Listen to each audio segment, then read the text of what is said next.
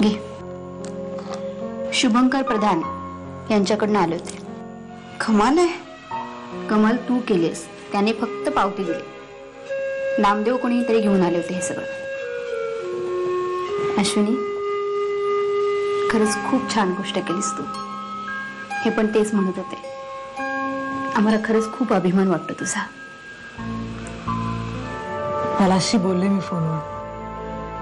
खूप हलकं आणि मस्त वाटतं आता मला. ग्रेट. म्हणजे दिलजमाई झाली की काय तुमची?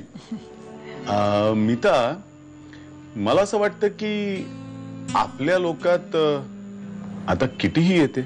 तिला सॉरी म्हटलं मी. काय एवढं आश्चर्य वाटण्यासारखं काय आहे त्यात? किटीलाही नाही आश्चर्य वाटलं. म्हणजे? ती मला म्हणाली, मला वाटलंच होतं, तुम्ही जर नीट विचार केलात तर तुमचं तुम्हालाच कळेल की तुम्ही जरा ओव्हर रिॲक्ट झालात म्हणून. अच्छा, म्हणजे किटी आता तुला छान ओळखायला लागली. याचा अर्थ तुम्हा दोघींचं एकदम मस्त जमेल. I hope. हा विनोद ना संशयास्पद वाटतो रे. वाटतो ना तुला? तो वागतोच तसा. सारखं काहीतरी लपवतोय असं वाटतं. पण असं वाटतं ना की आपल्यामुळे तो नको कुठल्या घोळात अडकायला. कसला घोळ? हे तुला काही सांगितलं ना की तू लगेच टेन्शन घेतेस.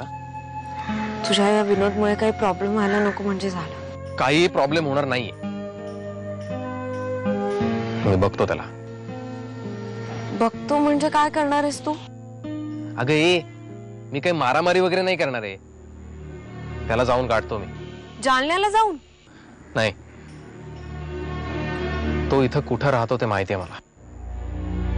जाऊन बघतो तो खरंच जालन्याला गेलाय का नाही ते. कम ऑन, मी फोनवर तुला ऑलरेडी सॉरी म्हटलंय ना. नुसतं सॉरी म्हणून काय होतंय का? मुळात एखाद्या माणसाचं मन दुखवायचं हीच केवढी मोठी हिंसा आहे असं कोणीतरी म्हटलं. तू हे ऐकलं नाहीस का? मग तू सांग, मी काय करायला हवं? शिक्षा भोगायला हवी. शिक्षा? कुठली शिक्षा?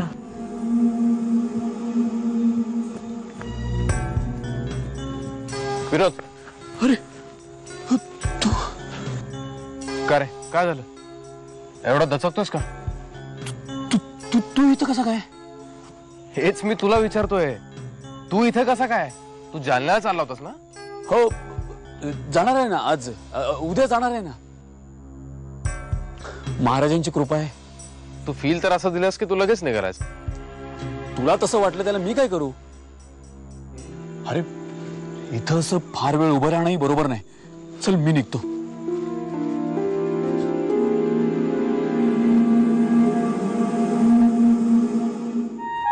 आजचा स्वयंपाक मी करणार आहे आणि तू त्याला मुकाट्यानं परवानगी द्यायचीस.